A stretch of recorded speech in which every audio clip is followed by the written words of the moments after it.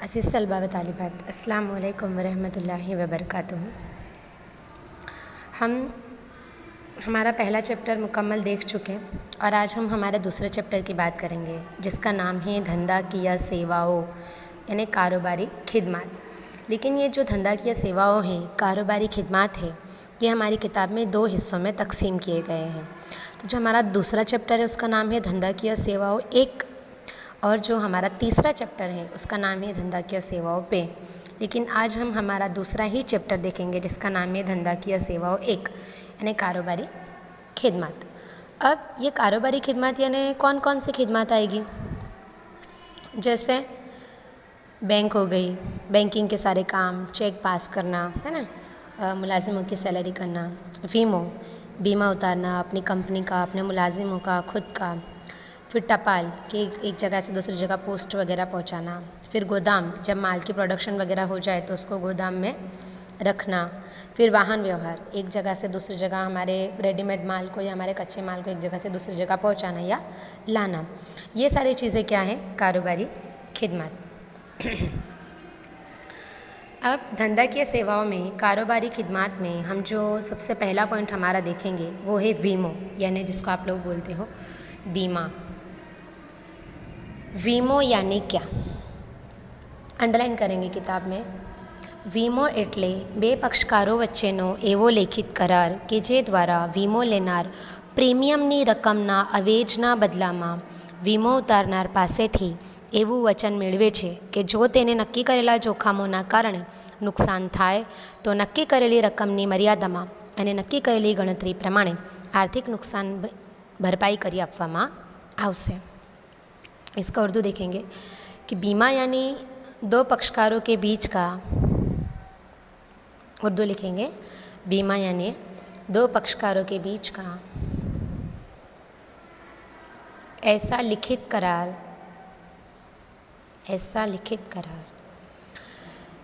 जिसके ज़रिए बीमा लेने वाला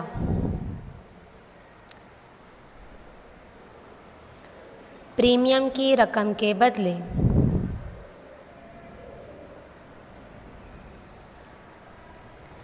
बीमा देने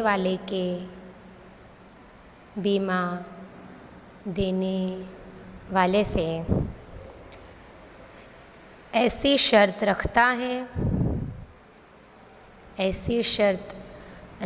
है कि मुकम्मल वजाहत की वजह से मुकम्मल वजाहत से ऐसे लिखो ना, मुकम्मल वजाहत से अगर नुकसान हो तो उसकी भरपाई की जाएगी। यानी सबसे पहले हमको क्या समझ में आ रहा है कि बीमा कितने पार्टीज़ के बीच में होता है, कितने पक्षकारों के बीच में होता है, दो पक्षकारों के बीच में होता है।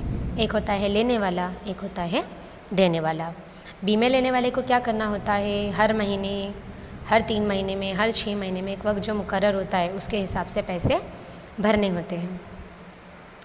लेकिन एक चीज़ हमें हमारे दिमाग में बिल्कुल क्लियर रखनी पड़ेगी कि जो बीमा है ये ख़तरात को दूर नहीं करता, लेकिन ख़तरात की वजह से जो हमें हमारे माशी नुकसानात हुए हैं उसका बदला हमें देता है।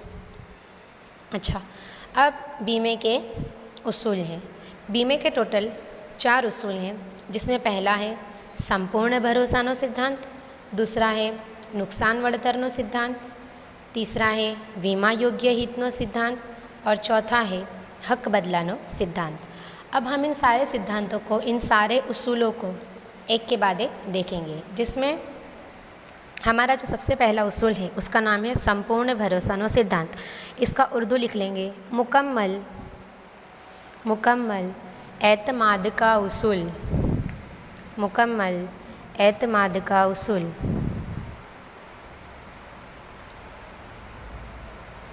देखो, जो बीमा का करार होता है उसका मकसद कभी भी नफ़ा हासिल करना नहीं होता है, लेकिन जो नुकसान हुआ है उसका माशी बदला देना होता है।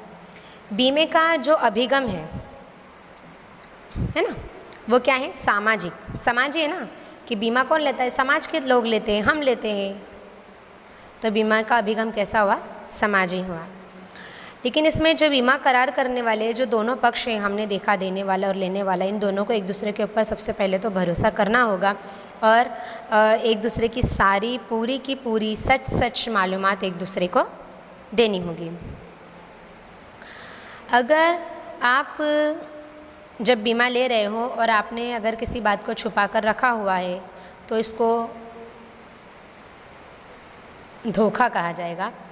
और धोखा अगर होता है तो उसमें आपको आपके जो बीमे के पैसे थे वो नहीं मिलेंगे। तो संपूर्ण भरोसा न सिद्धांत, मुकम्मल एतमाद का उसूल, इसमें क्या होता है कि आपको सबसे पहले तो बीमे देने वाले को भी सारी मालूमात देनी होंगी अपनी कंपनी की, अपनी बैंक वगैरह की, और बीमा लेने वाले को भी। अगर दोनों में से कोई भी इन्फॉर्मेशन एक दूसरे को गलत देता है या पूरी नहीं देता है या सही वक्त पर नहीं देता है तो ये जो आपका बीमा है ये खुद ब खुद रद्द हो जाएगा, ख़त्म हो जाएगा। इसके बाद हमारा दूसरा उसूल आता है नुकसान वर्तरनो सिद्धांत, यानी नुकसान के बदले का उसूल। जब बीमा लेने वाला अगर ऐसा बीमा उतारता है कि मेरे 5 लाख का सामान है लेकिन मैं उसके ऊपर 3 लाख रुपए का बीमा उतार रहा हूँ, ठीक है। वो 5 लाख के सामान के ऊपर उसने 3 लाख का बीमा उतारा है तो भले ना उसकी वो 5 लाख की पूरे का पूरा उसका वो सामान ख़राब हो गया हो, लेकिन उसके ऊपर उसको पैसे कितने मिलेंगे? 3 लाख ही मिलेंगे। क्यों? क्योंकि उसने कितने का बीमा उतारा है? सिर्फ 3 लाख का ही है। ऐसा नुकसान वर्तन से जितना नुकसान होगा उतना ही पैसे उसको मिलेंगे। तीसरा हमारा उसूल है बीमा योग्य हितनो सिद्धांत, बीमे के मुनासिब भलाई का उसूल। मिसाल के तौर पे अगर कोई एक घर है जो किसी एक शख्स ने किराए पे लिया है, अब उस घर का बीमा वो जो घर का असल मालिक है उसने उतारा है, लेकिन अगर आग लग गई है ना, या भूकंप वगैरह आ गया है और उस घर को नुकसान हो गया है और उस घर में जो किराएदार थे उनके सामान को भी नुकसान हो गया है, तो बैंक सिर्फ कौन से पैसे चुकते करने के लिए बंधी हुई है? बैंक जो असल घर को नुकसान हुआ है सिर्फ उसी के पैसे चुकते करने के लिए बंधी हुई है, क्योंकि ये जो बीमे का करार था ये किसने लिया हुआ था? मकान मालिक ने लिया हुआ था, मकान के किराएदार ने नहीं लिया हुआ था। इसके बाद हमारा चौथा उसूल है हक बदलानो सिद्धांत। अब इस उसूल में क्या होगा कि आपने कोई कार ली थी, अब उसका एक्सीडेंट हो गया है, वो ख़राब हो गई है, आपको उसके पैसे मिल गए हैं। मान लीजिए आपने 12 लाख रुपए की कार ली थी, आपने उसका 8 लाख रुपए का बीमा उतारा था, तो 8 लाख रुपए आपको उसके मिल जाएंगे। लेकिन अब वो आपकी कार अच्छी कंडीशन में हो, बुरी कंडीशन में हो, चाहे वो पूरी ही ख़राब हो गई हो, चाहे वो पूरी ही अच्छी हो, लेकिन अब उसके ऊपर किसका हक हो जाएगा? उसके ऊपर जो हमारी इंश्योरेंस कंपनी है, जो हमारी बीमा कंपनी है, उसका हक हो जाएगा। क्यों उसका हक हो जाएगा? क्योंकि हमने कौन से उसूल के तहत हमारा बीमा लिया? प्रिंसिपल ऑफ सेब्रोगेशन, बराबर। इसके बाद हम देखेंगे आज बीमे की अब हम देखेंगे हमारे बीमे की किस्में। हमारे बीमे की किस्में कैसी है? 2 हैं। सबसे पहले है जीवन बीमो, उसके बाद है सामान्य बीमो। जीवन बीमो में सबसे पहली जो किस्म है उसका नाम है जिंदगी नो बीमो। जिंदगी नो बीमो में क्या होगा कि अगर किसी शख्स ने बीमा लिया हुआ है और उसकी मौत हो जाती है तो उसको जिसने अपना नॉमिनी बनाया था, उसने जिसको अपना वारसदार बनाया था, उसको उसके बीमे की रकम दी जाएगी। उसे कहते हैं जिंदगी नो बीमो। वैसे तो ज़िंदगी देखो अनमोल है, उसकी कीमत तय नहीं की जाती, लेकिन फिर भी जो बीमा उतारने वाला है वो अपनी ज़िंदगी की जो रकम तय करता है उस हिसाब से जो उसका वारसदार होता है, जो उसका नॉमिनी होता है, उसे उसके मरने के बाद पैसे दिए जाएंगे। उसके बाद हमारी जो दूसरी किस्म है जीवन बीमा की, लाइफ इंश्योरेंस के, उसका नाम है एंडोवमेंट इंश्योरेंस, यानी हयाती नो बीमो, हयाती का बीमा। हयाती के बीमे में क्या होगा कि अफराद को हर एक तय करदा मुद्दत पर पैसे भरने होते हैं, है ना।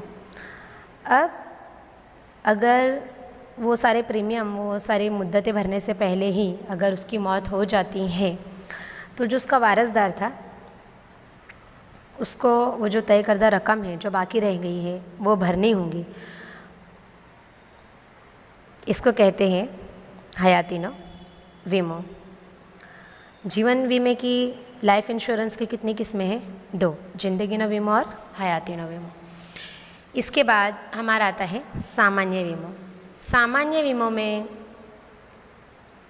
3 चीज़ों का शुमार होगा, मालनी हेरफेरनो वीमो, आगनो वीमो और अन्य सामान्य वीमो। अब मालनी हेरफेरनो वीमो, इसमें हम सबसे पहले देखेंगे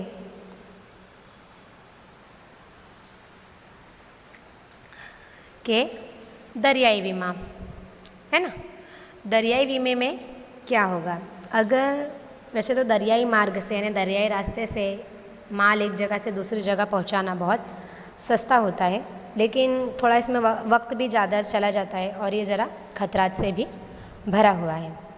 18वीं सदी से पहले जो सारे इंटरनेशनल बिज़नेस होते थे, बैरूनी बिज़नेस होते थे, वो हमें पता है किसके ज़रिए होते थे, दरियाई रास्ते से ही होते थे।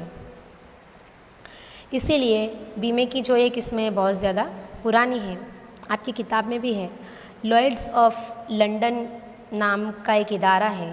लॉयड्स ऑफ लंदन नाम का एक इदारा है जिसने दरियाई बीमे की शुरुआत की थी।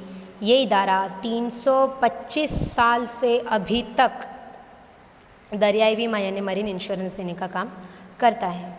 इसके बाद आता है मालनी हेरफेरनो वीमो में जो दूसरा प्रकार है वो है हवाई वीमो यानी एयर इंश्योरेंस। यानी अगर आप एक जगह से दूसरी जगह आपका माल भेज रहे हो तो वो हुआ एयर इंश्योरेंस, हवाई बीमा। इसमें आप कैसी चीज़ें रख सकते हो, एरोप्लेन हो गया आपका, इसमें आप कैसी चीज़ें रख सकते हो जिसका वज़न कम हो और जो कीमती हो। हालांकि अगर हमारे सारे प्रीमियम के मुकाबले हम देखें तो हवाई बीमे के जो प्रीमियम होते हैं वो सबसे ज़्यादा महंगे होते हैं, ऊंचे होते हैं, और अगर इसमें आपके माल को नुकसान होता है तो आपको आपकी बीमे की रकम भी उतनी ही मिलती है। इसके बाद जो हमारी तीसरी किस्म है वो है मार्ग वीमो। यानी अगर आप ज़मीनी रास्ते से एक से दूसरी जगह अपना सामान पहुंचा रहे हो तो उसको कहते हैं मार्ग वीमो, मार्ग वाहन व्यवहार। अब मार्ग वाहन व्यवहार में जैसे रेलवे हो गया, ट्रक वगैरह हो गए, टेम्पोज वगैरह हो गए, उसमें आप आपका सामान एक जगह से दूसरी जगह पहुंचा रहे हो। लेकिन ये मार्ग वीमो में अगर चोरी हो जाए, लूटपाट हो जाए, किसी ने आपके माल को एक जगह से दूसरी जगह कर दिया, या रेलवे का कोई एक्सीडेंट वगैरह हो जाए तो आप उसके लिए क्या करते हो, मार्ग वीमो या फिर रेलवे वीमो, रेलवे के लिए बीमा निकालते हो। इसके बाद हमारे एक लास्ट बीमा बचता है फायर इंश्योरेंस। हमारे सामान्य बीमा के मुतालिक ये हमारा लास्ट बीमा है आगनो बीमा।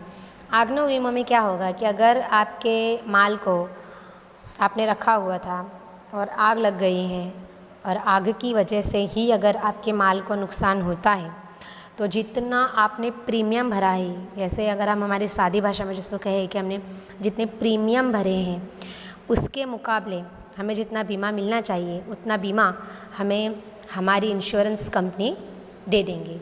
इसके बाद अन्य बीमो। अन्य बीमो यानी क्या, इसमें बहुत सारी चीज़ों का शुमार हो जाएगा। जैसे बच्चे बाहर जाने के लिए, बाहर पढ़ने जाने के लिए बीमा लेते हैं, है ना, फिर हम होम लोन लेते हैं, हम हमारे घर का बीमा लेते हैं। उसके बाद बहुत सारे जो खिलाड़ी ऐसे होते हैं जो अपने किसी अंगों का बीमा लेते हैं। मिसाल के तौर पे आपको पता होगा कि सचिन तेंदुलकर ने अपने हाथ का बीमा लेके रखा हुआ है और लता मंगेशकर ने अपनी आवाज़ का, अपने गले का बीमा लेके रखा हुआ है। तो इसमें ऐसा होता है कि अगर इनके हाथ, इनके नुकसान को, इनके हाथ, इनके गले को कोई नुकसान होता है तो जितने इन्होंने प्रीमियम भरे होंगे उस हिसाब से इनको कंपनी मुआवजा दे देंगे। इसके अलावा एक बीमा रह जाता है अन्य बीमों में, जो आपने सुना होगा मेडिक्लेम इंश्योरेंस। मेडिक्लेम इंश्योरेंस यानी क्या कि आपने प्रीमियम भरे हैं और अगर मतलब जिसके नाम पे आपने लिया हो, मान लीजिए आपने खुद के नाम पे लिया है, अब आपने प्रीमियम भरे, हफ्ते भरे, और अगर आपको कोई गंभीर बीमारी हो गई है ना तो उसका सारा जो खर्चा था वो बीमा पॉलिसी यानी मेडिक्लेम इंश्योरेंस के तहत हो जाएगा, आपको उसमें आसानी रहेंगी। तो आज हमने क्या देखा? आज हमने धंधा किया सेवाओं कारोबारी खिदमत में बीमा और बीमे के प्रकार यानी उसकी किस्में देखी। अब आने वाले पीरियड में इंशाल्लाह हम हमारे आगे के चैप्टर को कंटिन्यू करेंगे।